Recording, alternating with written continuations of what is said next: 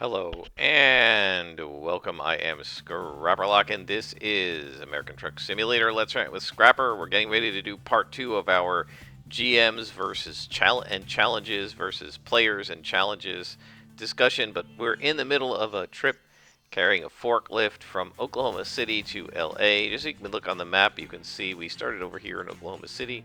We're about 60% of the way through, so we will finish up, hopefully, this episode by getting ourselves to California. We're going to hit a bunch of towns we haven't hit yet because we haven't really been through much of Arizona. So we're going to hit Kingman and stuff. We'll go through California and end up in LA. And it will be slower once we get to California because the speed limit is 55 miles per hour in California. So we're taking our forklifts. When we get there, we'll have 61,000 bucks. I think that'll put us near 100. What I want to do at this point, I think, is save up enough. I think you need 180 to up the size of the garage. And then once we've done that, we want to save up enough to buy another truck. We will retire this one and give it to our first employee, and then we will continue driving with a different truck. So we need to find a place to rest first. I didn't get a chance to do that in the last episode. So let's take a look on the map. Oh, there's a good rest spot right down the road from us here. And there's a little video spot there too, so we will go there. And then we will continue on our trip. I think we just got gas, right? So we should have plenty of gas to hopefully get us to California. And so let's just go ahead and shift. And it's 11 in the morning, so we don't need our lights on. And there's nobody coming down the street, so we can head on to the right and down the street. As we go, let's refresh what we were talking about in the previous episode. In the previous episode, we mentioned that this all began on a thread in the D&D Beyond forum that was discussing a group of player characters that quote-unquote didn't have a healer, and what should the game master do in order to assist them. And the game master was putting a bunch of healing potions into the adventures with the hopes of preventing the characters from dying and being too badly wounded and that sort of thing. And what several of the people on the forum, including a friend of mine, had said is it's not the game master's job to figure out how to heal the players. The game master's doing the damage to the players. The players figure out how to prevent the damage or heal it up. And if your players didn't take any healing spells, then they're going to figure it out, right? That it's their job to figure out the challenges. It's not the game master's job to solve the challenge. The game master puts the challenge in front of the players, and then the player's job is to solve it. And so in the last episode, I talked about whether that's really true. And then my position is that yes, it's true, but the game master always should figure out a solution. I know that Matt Colville and Luke Hart have both said that they don't figure out how to solve a problem. They've got, there's a bridge and there's a troll defending the bridge, and that's the only way across the chasm, and the troll is really powerful and maybe a little too powerful for the party to take him head on. It's their job to figure out how to deal with this troll, not the game master's job. But as a game master, I feel that it's irresponsible to put a challenge in front of the players that you haven't at least been able to figure out how to solve yourself with their gear and abilities. Right? Now, maybe they're not going to think of what you thought of, but I feel like at a minimum, you should try to at least make sure that it's a solvable problem.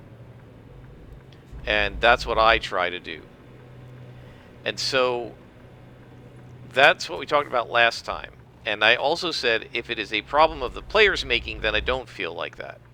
Right? Because if the players made their own problem, like we didn't take any healing into this adventure, then that's on them and not the game master to solve. Because they made the problem, so they can solve their own problem.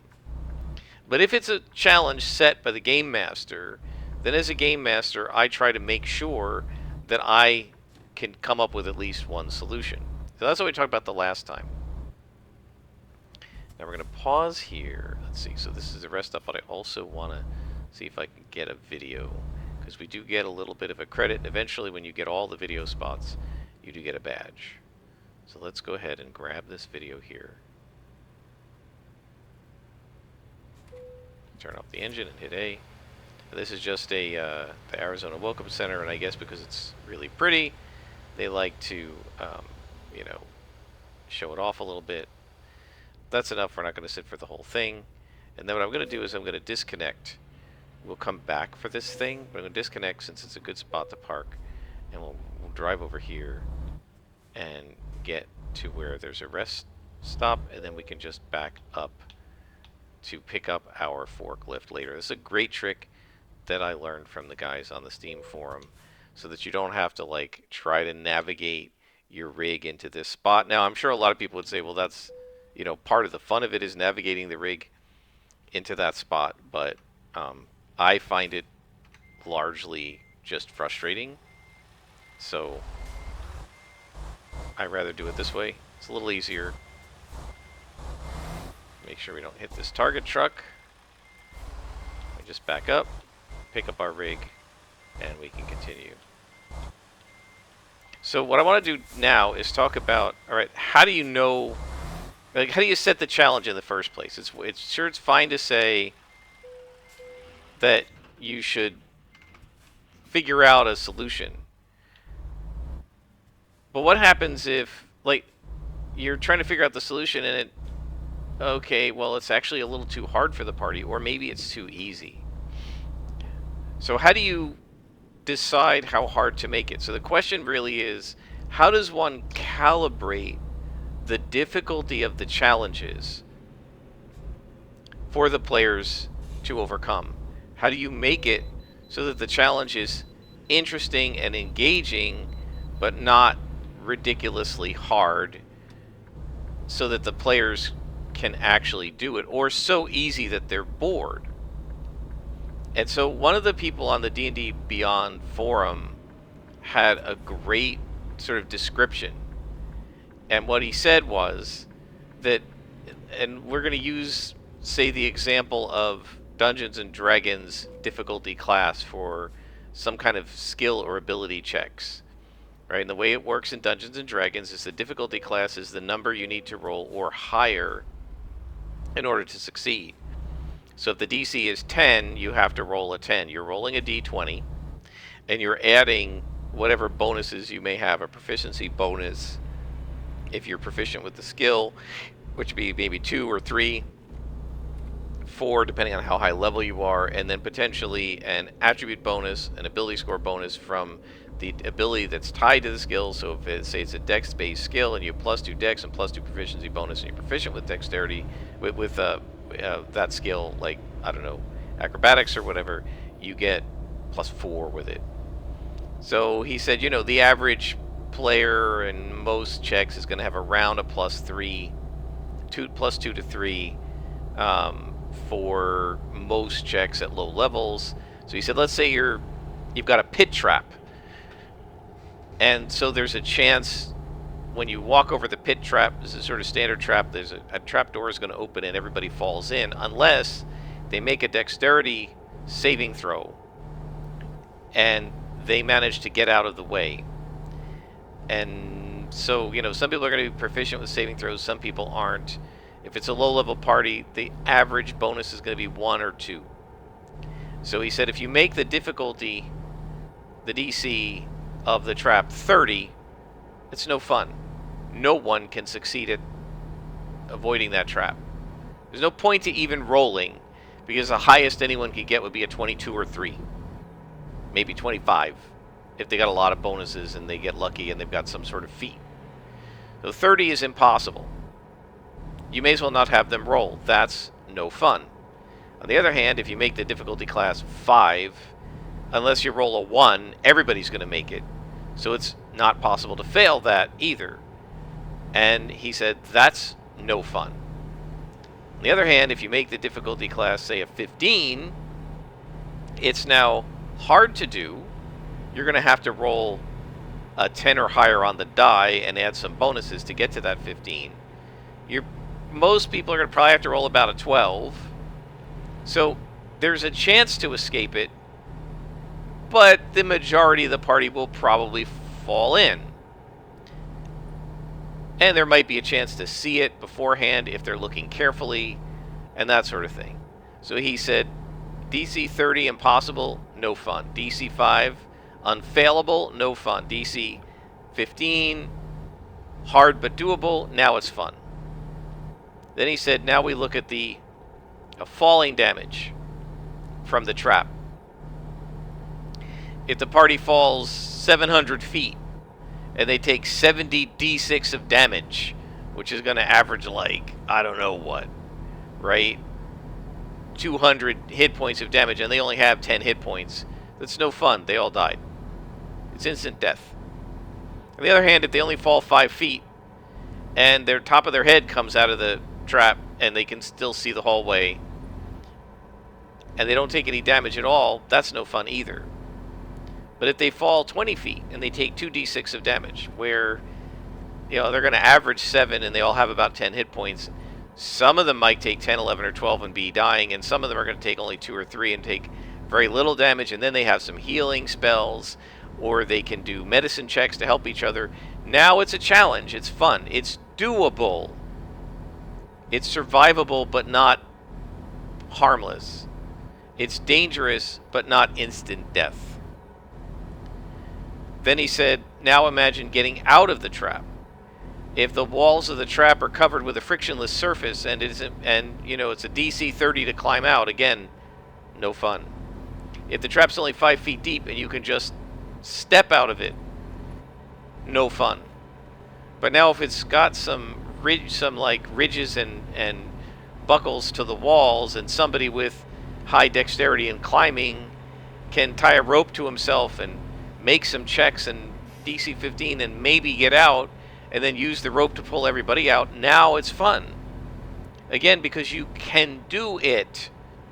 So what you want to do is calibrate the challenges so that they're possible to do, but not so easy that they're a walkover, and not so hard that no matter what you do, you fail. And that's the trick, right? The trick is to make it so that the challenges you're setting for the party are in the range of what they can do. They're not so hard that it's just instant death, and they're not so easy that it's instant auto success. They're in the middle. I think that's, by the way, why the target number in Savage Worlds for so much is a 4. Because statistically, the way the dice work, with somebody using the average d6 of a trait roll and the d6 wild die, for the players, I think there's like a 67% chance or something of success.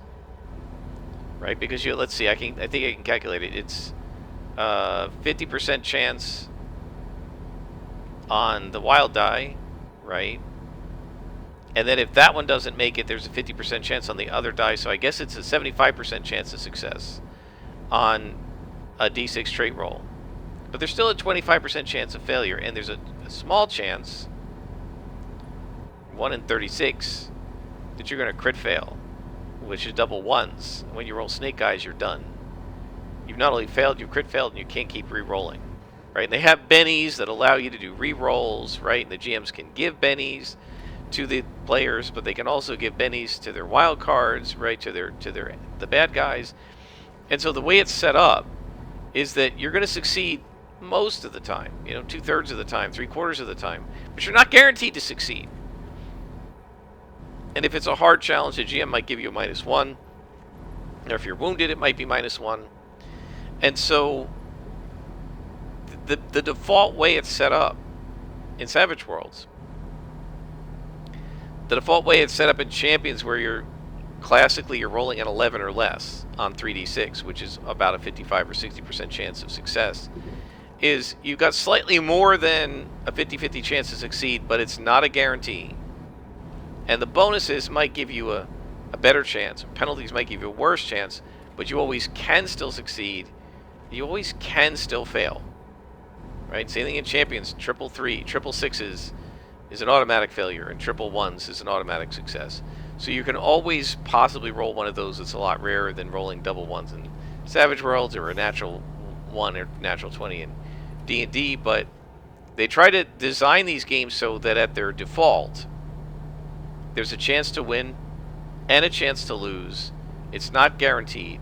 Sometimes there's a bigger chance to lose, sometimes there's a smaller chance to lose, but you've got it set up so that it's possible, but not too easy or automatically easy.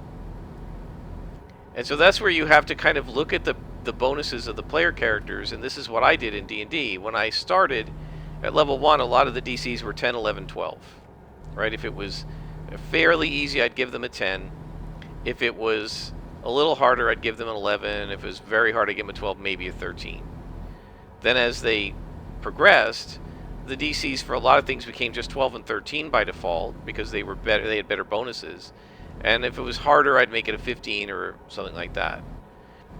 Unless it was something super harder or was something the book said it's a DC 20, okay, then I just went with what the book said. And then toward the end of the campaign, when they were like 12th level, the easier DCs were 15 and the harder ones became like 17 and 18. And what that's doing is it's scaling it up to account for the bonuses so that a medium difficulty or a hard difficulty is actually hard either way. Right, a hard difficulty at what is it? Is 15 medium, I think. So let's say a 15 medium difficulty at first level. Well, 15 is going to be too easy at 12th level. You got to up it a little bit, but you don't have to up it in +5 increments. That's one of the fallacies. The book in D&D gives examples of 5, 10, 15, 20, and 25 and 30 as difficulty sort of settings. But it doesn't take into account the level the characters are, right? So it's just easy is always a certain number. So isn't it? I think 5 is very easy, 10 is easy, 15 is medium, 20 is hard, 25 is very hard, and 30 is like sheer folly or something near impossible, right? But it's not near impossible when you're 20th level. It's only near impossible when you're 5th level. And so because it has increments of 5 and they name these things objectively, I think a lot of GMs get fooled into thinking that, okay, at 15th level, DC 15 is still medium. No, it's not. Now it's super easy. Because everybody's rolling with +6s and +7s. And they can do rerolls and they can cast spells to help them and stuff, and it's actually going to be super easy to do. And so the other thing that they get tricked by is these 5-point increments. You can up stuff by 1 or 2. And I figured that out early on because some of the monster stat blocks would say, well, like the zombies or something, one of them, ghouls, to like paralyze you, it's a DC of like 12 or 13. I'm like, oh, it doesn't have to be every 5. And that's just it. Those are just sort of benchmarks. But you can have any number DC from 1 to like 30 or even higher if you want. It's just that that's kind of the signposts they give you to sort of give you some sense of calibration. And so what you want to do is something more like what Savage Worlds does, is give the characters a slightly better than 50-50 chance. So if you have this sense that, you know, the average dex saving throw bonus in your party is about a +3, then your DC should be over 10 because that's 50-50, right? So a DC of about 14 is probably right there, because then they need to roll 11s or better. It's about 50-50. If you want to make it a little bit harder, you make it a 15. Now they got to roll 12 or better, right? If they average a +3. And of course, the person with a +1 or +2, they're going to be much more likely to fail, and the guy with a +7 is going to be much more likely to succeed. But you have to sort of work on what the average is for the players. Something very similar is done in East Texas University, where the player characters are rolling their major skill, modified by any penalties or bonuses that accrued to them during the semester when they're taking exams, midterms and finals, which is how they advance, right? You have to pass your midterms or your finals to advance your character. And so the way this works is that in the freshman year, you're rolling your major skill, which might be academics, or it might be like science, or might be hacking if you're a computer major, computer science major, or it might be research if you're a journalism major, or what have you. And then performance if you're a theater major, and then so you take your you're a theater major and your performance is your major skill. Early on, you're only going to have D4 or D6 in performance, and all you got to do is roll a regular success. You're rolling at no penalty. You got to get a 4. So with D4 and then a D6 wild die, yeah, you have like a 50-50 chance of succeeding at it, and maybe a little more, like a 60% chance. So it's pretty good. But by the time you're a sophomore and you've had 4 advances, they expect you to have bumped that major skill by at least a die type. So instead of being D4 in performance, you should be D6 now. And so in the sophomore year, to calibrate the challenge and make the finals still be hard in the midterms, you're rolling at -1. Then in your junior year, now they expect you to probably have D8 in your academic major skill. You're rolling at -2. And then in your senior year, where they expect you by now to probably have D10 in your academic major skill, you're rolling at -4. And so this is showing how you're calibrating the challenge to continue to be challenging to the players. It makes in-character sense. Exams are harder. If you haven't been raising your major skill, your character hasn't been studying and learning about their major, because they've been partying and doing other stuff and putting their advances into edges and things that aren't about school, so they haven't been devoted to their schoolwork, then the work gets harder and you haven't worked up to it, and so you fail. I mean, like, I see this happen in real life. We have students. We actually had a conversation with the intro bio professor at one point. At one point, we had one person who was teaching intro bio to all the majors, and then the non-majors were taking a different biology. Now we kind of have them all combined, and that's all for university bureaucratic reasons. Okay, and so we had the professor who was teaching it was called Principles of Biology, which was the semester 1 bio course, and then students were getting into other courses and were just doing awful in them and didn't seem to know anything, and they were just getting killed. And so they talked to her and said in one of our department meetings, why are these students doing so badly? They passed your class. And she said, well, remember, to pass my class, all they need is a 70, right, to get a C. And I remember if we had pluses and minuses then. I don't think we did. So she said, a 70 is a C. But somebody who can only get a 70 in the freshman bio, if they go into sophomore class like genetics, they're going to do worse because it's a harder class. And they already showed they only could do 70% of the easier class. So if you give them a harder class, they're going to get less than a 70, right? Things get harder as you go. Are those 76 backwards? That's weird. That must be a mistake in the mod file, I guess. So things get harder as you level up in real life. Senior level classes are harder than junior level classes. So it makes sense in ETU that they would, mechanize that in the game by making it -4 or -2 at junior year or whatever to represent these are harder tests. So if you don't raise your skill, just like my students, if they don't raise their game in college, they'll start bombing the classes that they're taking because they're just, and I see this a lot of times with students, whatever level of work and effort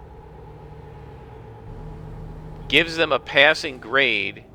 I think we're now in California. Yep. Whatever work and effort gives them a passing grade in their freshman class, they try to put that same amount of effort into their sophomore, junior, and senior classes. And that level of effort isn't going to get you an A, and because it's harder. And it's the same thing if you think about the calibration of the challenges in a game like Dungeons and Dragons or Savage Worlds. As the characters level up or gain rank in Savage Worlds, you have to increase the challenge along with them, or else it will become too easy. And by the same token, you don't want to put the characters that are novices up against a legendary challenge because they have no chance. So you get characters who are doing 2d6 of damage. They don't have any good way to do more damage than that unless they hit with a raise. This is in Savage Worlds. and you put them against something that has like a 17 parry and a 30 toughness. Novice characters have no way to do anything to an enemy like that. So you may as well just kill them. What's the point, right? On the other hand, you've got a bunch of legendary characters, and they're facing guys with a parry of 4 and a toughness of 3. Well, they could practically sneeze and kill these guys. What's the challenge? There's no point. And so what you want to do is scale the challenge. A lot of video games do this, by the way, and sometimes players complain about it, but a lot of video games will scale the challenges so that, City of Heroes does this. When you take a mission from a contact that's in your level range, and it's a level 37 mission, you go in there and all the enemies are 37th level. It doesn't randomly choose enemies that are 17th to 29th level or something like that. When you fight the Lost, this is very evident. The Lost are a level 10 to 19 faction. They don't usually have Lost over level 19. And so there are some missions where there's some story arcs where you do missions against the Lost in the 20s. And what you can see is that the variety of enemies goes down, and they're like, what are they, mutated Lost or something like that? And they only have a couple of varieties, and they just keep showing up over and over and over again because those are the ones that developers put in the game to work in the 20s, because the regular Lost, the Gravedigger Sluggers and stuff like that, whatever they are, no, that's the skulls, but whatever the Lost are, the equivalent that have the baseball bats and TVs on their heads and stuff, those guys aren't powerful enough. Even if you just scale their abilities up to 20th level, they're not powerful enough to give a 20th level or 25th level City of Heroes character a challenge. And the developers know that, so they try to change the structure of the villains so that they will actually be a challenge for you. Otherwise, it'd be boring. And that's why in City of Heroes, a lot of people, like for me, when I get SOs, right, it makes the character way more powerful. What do? First thing I do, once I have SOs on my character, I go in and I up the difficulty to +1. Why? Because by doing that, it will keep the challenge about the same as it was without SOs at +0. And then when you get into your 30s and get your better powers, even with just SOs, you become so powerful that you again outpace the enemies, and I go in usually and set it on +2. Right? And then if you end up with some enhancement sets, which make you even more powerful, what you can see, like with Quintessence last, is I went in and put it on +3. And all of that was to keep it so that the challenge level stayed consistent throughout the game, and so that the missions were never too easy nor too hard. And you could see in a few of those where I ended up facing gray cons because I outleveled a story arc and didn't realize it, or I'm facing green cons, right? And I'll apologize. Sorry, guys, those of you who are watching this, it's not going to be very interesting to watch because there's no challenge to fighting gray cons. It's boring. And that is why you want to calibrate the challenges. But on the other hand, if somehow you ended up in deeply purple missions at level 2, you're going to get crushed. And that's not going to be any fun either. It's not fun to be utterly crushed, and it's not fun to sleepwalk through things. And so as a game master, what you want to try to do is calibrate the challenges so that the players have a chance, but they don't have to roll a natural 20, and they don't have to roll a natural 1 to succeed or fail. It's something in between, and it's somewhere close to 50-50. Maybe a little more than 50%. Right? One of the reasons they try to keep it a little above 50%, Champions does this, right? 11 or less is like 57% or something chance on 3d6, maybe 60%. Savage Worlds, you're at about 70% chance, give or take, because you have some d4s and some d6s with a wild die of d6 early on. And then when you get to later stuff, you're not always going against a target number of 4, and you have penalties, right, to counteract it. So it keeps it above 50%. In Dungeons and Dragons, right, the medium DC of 15 if you're using proficient saving throws and stuff like that. That's going to be about a 10 that you need to roll with your plus 4, 11. With your plus 4 is plus 2 to your stat, plus 2 to your proficiency bonus, right? Or maybe plus 3 to your stat. So it's, again, it's 50 or slightly over 50%. That means that you're going to succeed more often than you fail, because failure can be frustrating, especially if you get chains of it. But that you still can fail, and you're going to have to deal with the consequences of that failure, which again, if you remember, is important for agency, right? Failure should lead to consequences, so that there are consequences for your actions, which is what makes you have agency, right? The agency is the consequences.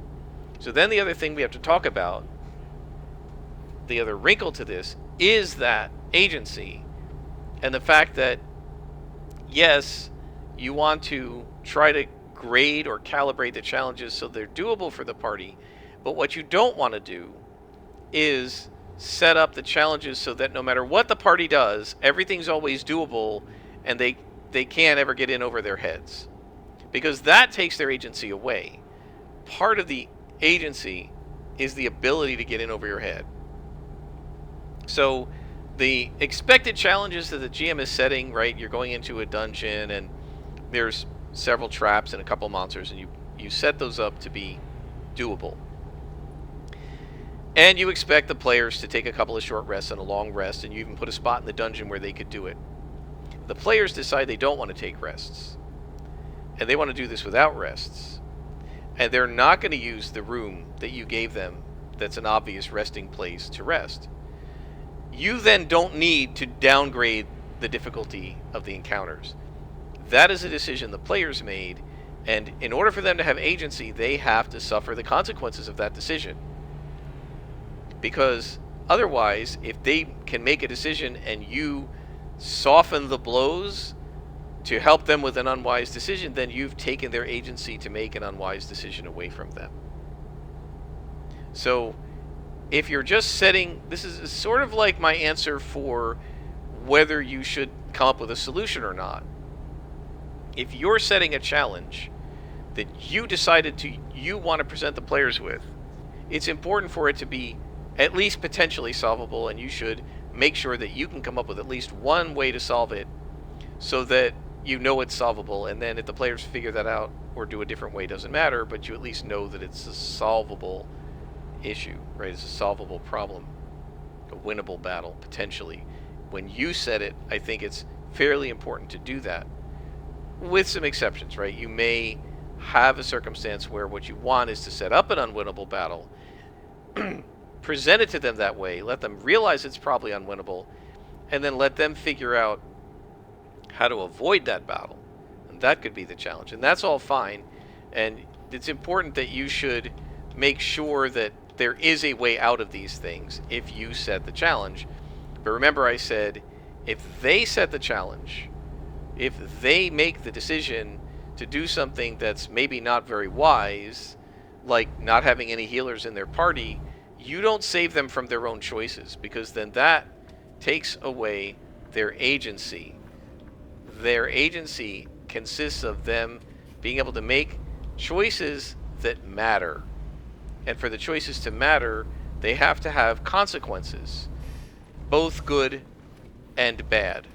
And so if the players do something stupid, then you should give them the respect of the consequence of that stupidity.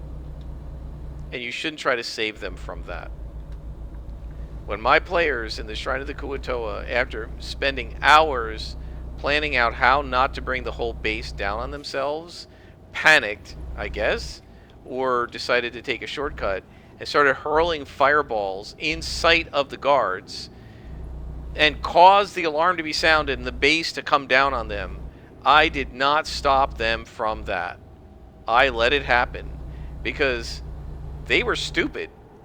And the new player even said, like, what was the point? She said to me afterwards, I don't know what the point was of us sitting around for like almost an entire session hemming and hawing over the best way to sneak in here when after the second or third encounter they just started throwing fireballs around and explosions and just being blatantly obvious that they had invaded this base. Like, why did we bother to figure out how to sneak in when they're going to just throw fireballs? Now, part of what had happened is they had tried to sneak in and somebody had gotten away, but their solution to him getting away was to hurl a fireball at him.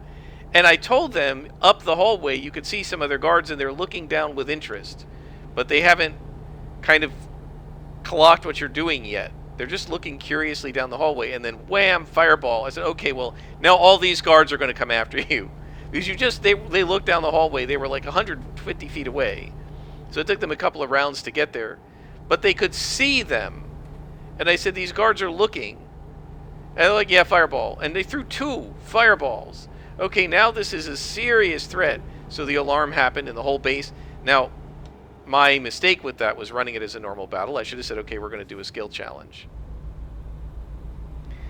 Because the battle was so long and boring, and yeah, if I had it to do over again, I would do it as a skill challenge, but it would be a really hard skill challenge with DCs of like 15 or 17. Because these guys did stupid stuff and made it harder for themselves. And I am not, as a GM, going to save you from your own foolishness. If you made it harder because you're foolish, that's on you, and I'm not going to help you with that. Just like in City of Heroes, you can see a number of times when I went to the hospital because I did something stupid. There was one, I think, where I was actually talking about the difficulty of the challenges in, I remember one of my Stalker videos, and I dove into one of these side rooms in the warehouse without tabbing through all the targets, and didn't realize that when I got caught up in a fight with one boss that the elite boss was in there too. I ended up fighting them both because I was stupid and I didn't check the targets. And as a consequence, I went to the hospital. No, the developers shouldn't save me from that. I deserved to go to the hospital because I was stupid. And that is a consequence of my own stupidity. So if the players are going to be foolish or careless or lazy or whatever, it's not your job as a game master to rescale the challenge to take care of their stupidity. The challenge is the challenge, whatever you set. Now, yes, as a game master, you need to be nimble, you need to be careful. And if it turns out that you thought the challenge was going to be fairly easy and then it turns out to be way harder than you thought it was, it's perfectly fine to recalibrate on the fly. I have no problem with that. But I don't do it, I will never do it, and I don't think any GM should do it as a response to the players doing something foolhardy. It's a game.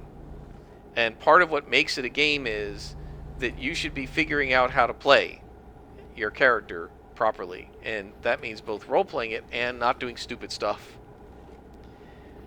Mechanically stupid, right? Logically stupid. Unless you're playing a character who's supposed to be stupid,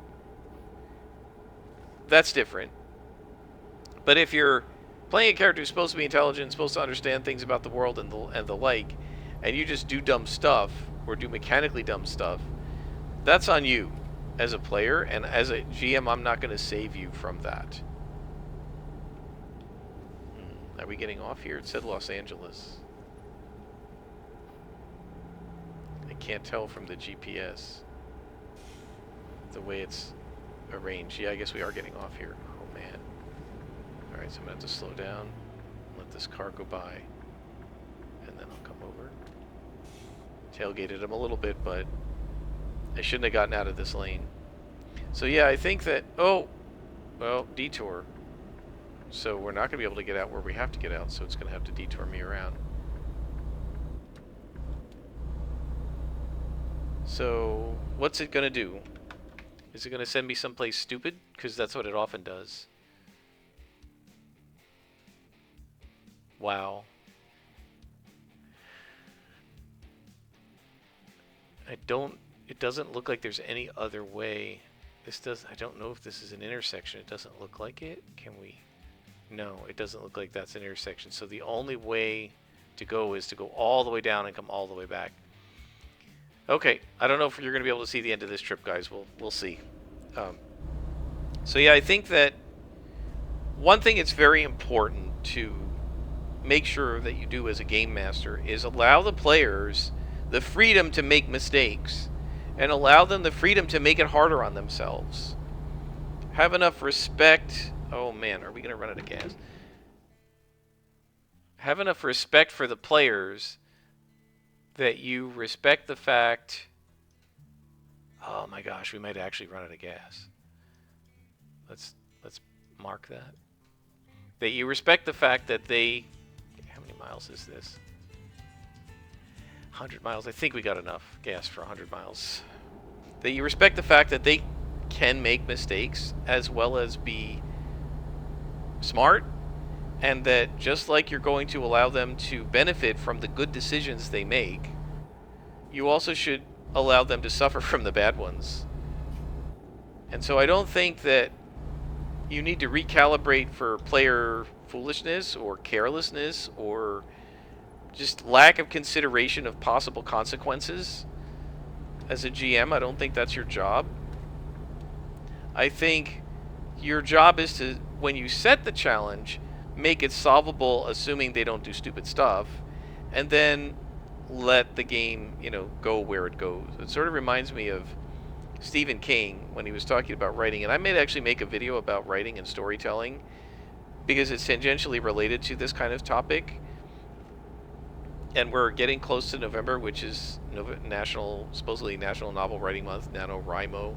I've never done it, but I've heard about it, and I know a lot of people try to do it. I don't think most people are very successful at it, but it's an interesting topic, and there are a lot of videos showing up in my feed now because I do like to write, and I've always wanted to be a creative writer, so I have watched some writing videos, and so sometimes they pop up on my feed, especially this month of the year, because now National Novel Writing Month is getting ready to kick off as I record this, and so people are talking about how to write and how to plan out books and so on and so forth.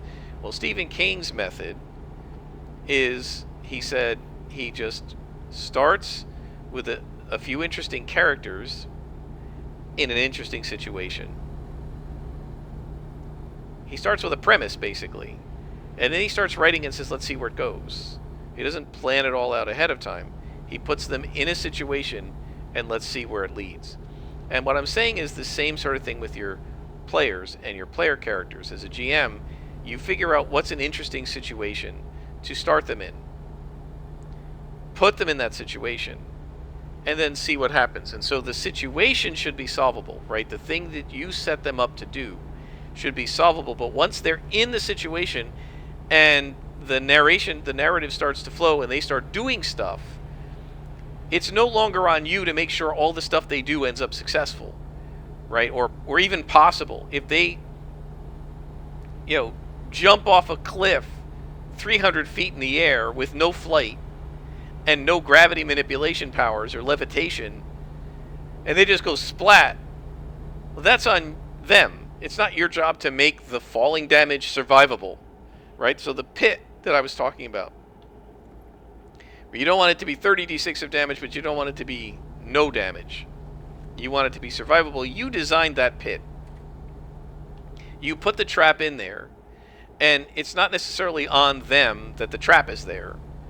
So it's okay for the trap to be challenging and scaled to the players. But if they open the pit and they see it, like in my campaign, when they came across the place where the BBEG had been trapped and freed, it was like a pillar of stone in the middle of a giant pit. There's a picture of a round pit that goes way down. It went down like 200 feet, and there were spikes at the bottom. And then, almost like that was a moat, and then in the middle there was another, like a pillar of stone that had the globe of imprisonment on it. So the idea was you shouldn't be able to get across. That pit was on the map, and I described it to them. It wasn't hidden. There was no trapdoor over it. And I described it clearly to them as how deep it was and that there were spikes, and I had it on the map. Okay? And we're running out of fuel, but hopefully we have enough to get where we're going. Because otherwise we're just going to run out and we'll find out if AAA comes to save us. So it was on the map and I described it. So if somebody had said, I'm going to jump down into the pit, yeah, they would have taken whatever it is, 20d6 of damage. Like, that's on you. You saw the pit with the spikes at the bottom. I told you about it. I put it on the map. I drew it and described it. It was very clearly deadly. And you opted to jump down into it anyway. So, if that's the case, then I'm not going to save you from that damage. Because you chose to take that damage. You jumped down into the pit. And so,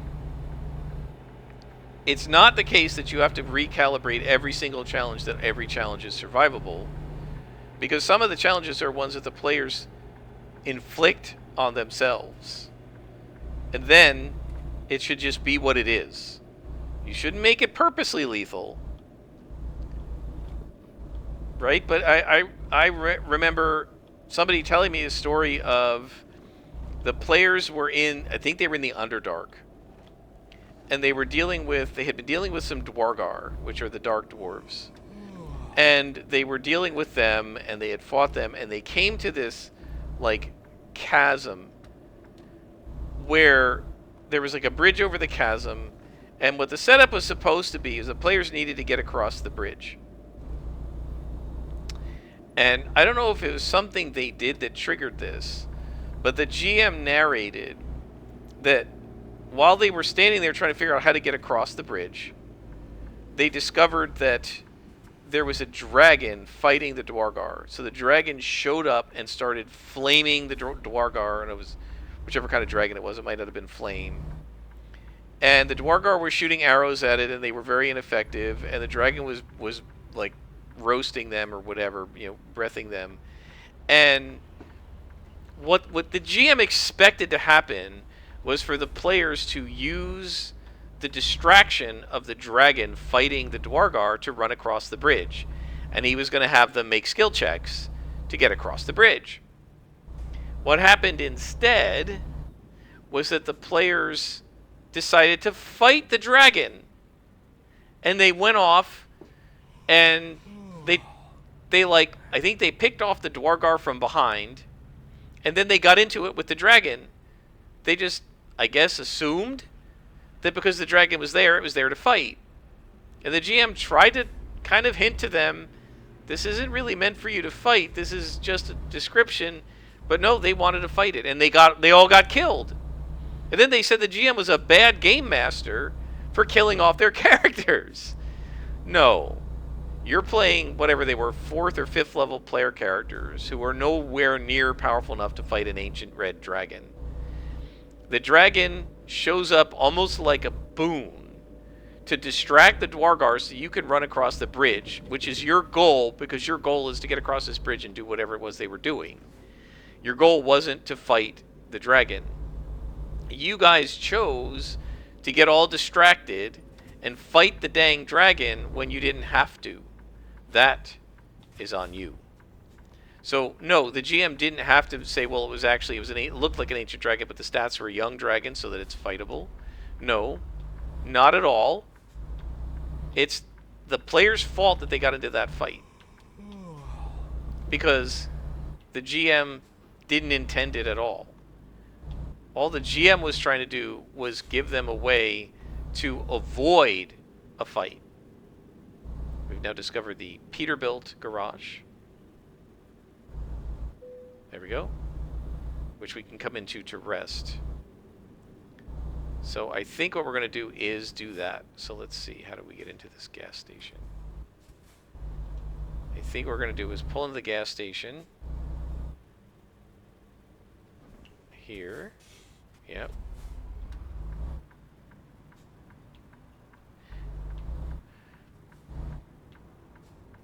So yeah, guys, feel free to leave comments. Let me know what you think about this.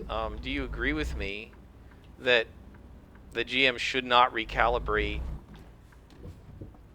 if... Or did we just get caught on this sign? That the GM should not recalibrate if the players are the ones who cause the challenge. But they should calibrate the challenges that they set sort of objectively beforehand, right? So, like, as you're crafting the adventure, I think you should try to generate challenges the challenges you intend the players to get involved in. You certainly should calibrate those, I think. But like the GM with that red dragon, he didn't calibrate that encounter to be winnable because he didn't expect. Oh man, I'm going the wrong way. I wanted to go back to get to the rest stop.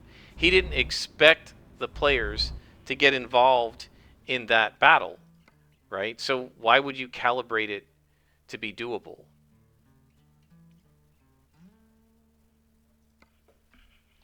He didn't expect that. He didn't want them to get into that fight. That wasn't his intention. His intention was for the players to use the fight to avoid battling all the Dwargar, right? That dragon was there to make the trip across the bridge easier, so that the Dwargar weren't peppering them with arrows while they were trying to get across the bridge, and they could just make like a dexterity check to get across the narrow bridge and be done with it. That's why the dragon was there. The dragon was there to make it easier. And the players said, no, we're going to make it harder. Okay, then to me, that challenge doesn't have to be calibrated for the players. Because he already did that. The dragon being there was the calibration. He was making it easier. And the players chose to make it harder instead. That's on them.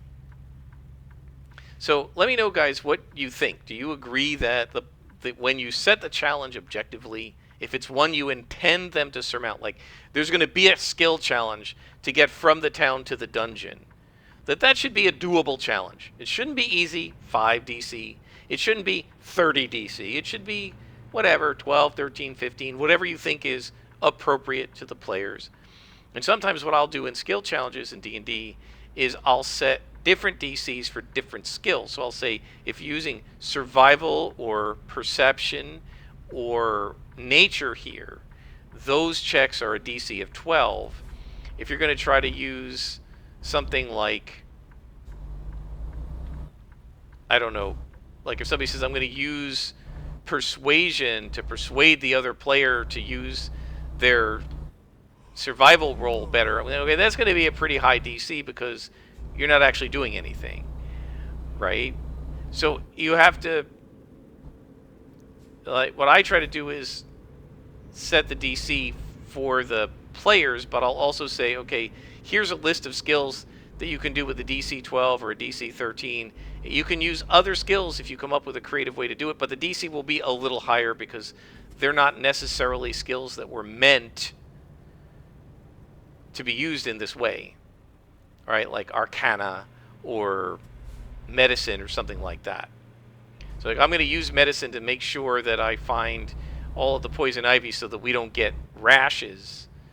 Okay, well, I'll let you have that probably, but I'm going to probably set that to be a fairly high difficulty because it's not really the way these skills were meant to be used. So now the question here, and I'm going to go ahead and drop the flatbed just because I don't know where to go, is where I have to go to get the rest. Because sometimes when you come into these hotels, did I just miss it? Sometimes when you come into these hotels, it's like really on a hair trigger. There we go. Okay, we rest. Alright. So now we're going to hook back up.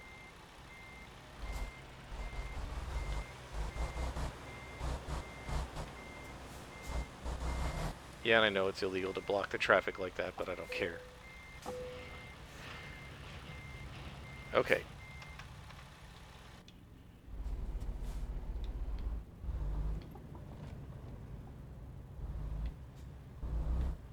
So we just have to drive through here.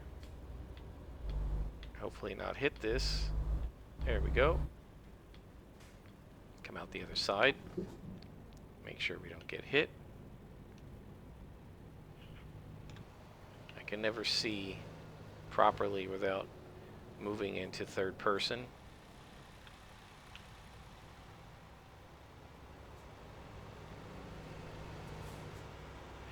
think we can go.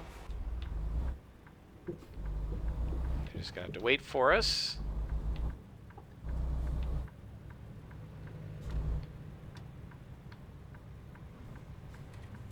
And now we have an hour and 50 minutes left, so probably done with the commentary, but we'll go ahead and continue the video.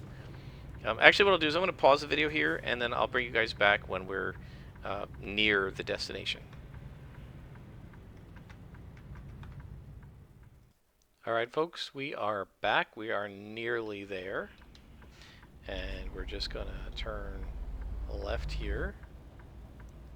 And then left again, and then we are going to be at the destination.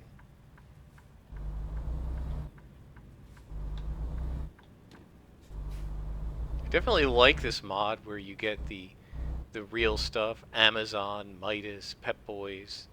Gosh, I haven't seen a Pep Boys in years. Are they still in business? They don't have them around here anyway where I live. At least not that I've noticed. Is that where we're going, the Pep Boys? I guess so. And Kenworth. No, we're going to Kenworth. Kenworth truck dealer. And where is that going to take us? Just straight ahead? Yeah, we can do that.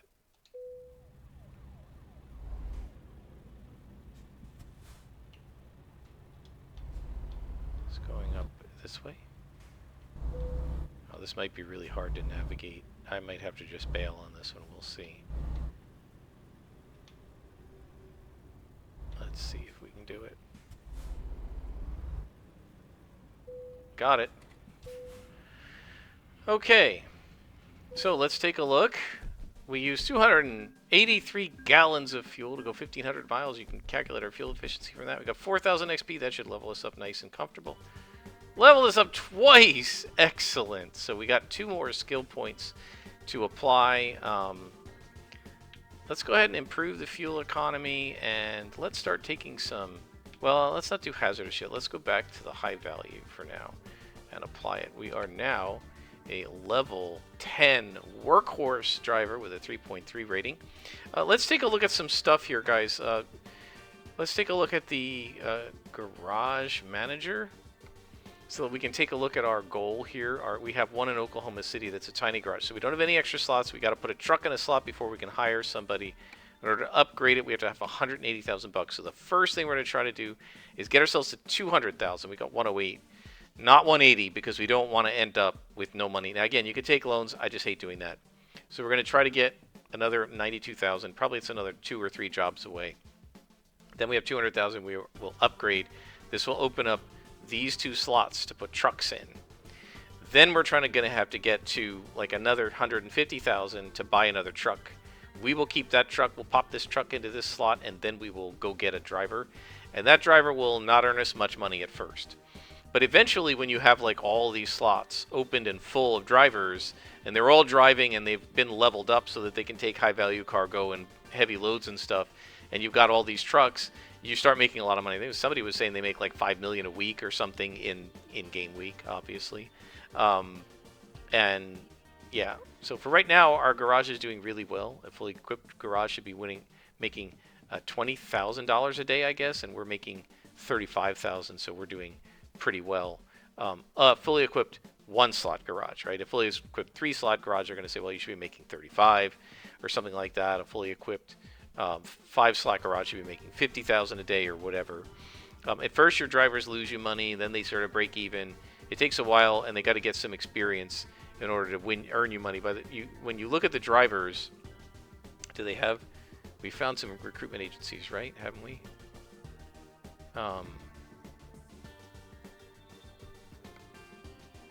Can't we? Here we go. Hire a driver.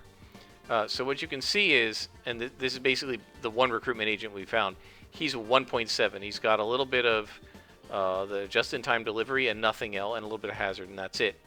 And so that's the only guy we could hire, and he's only a 1.7. So 1.7 is not going to make us a lot of money. We're at 3.3 right now. So we're finally earning some pretty good money. As you can see, we're getting 50, 60,000 a trip. You got to be a 3.3 rating. It takes them a while. They go from 1.7. Often, a couple of mine, I've started at like 0.8. And then it takes them a while. Once they get to around a 2.7 or a 3, then they start earning you some money. So that takes quite a while. I don't know if we're ever going to get to that in this playthrough. We'll just see what happens. Let me know how you're enjoying it, guys. If you don't want me to keep doing it, I can certainly stop. But until next time, until I find another rant to do, I am Scrapperlock, and this has been Let's Rant with Scrapper using American Truck Simulator.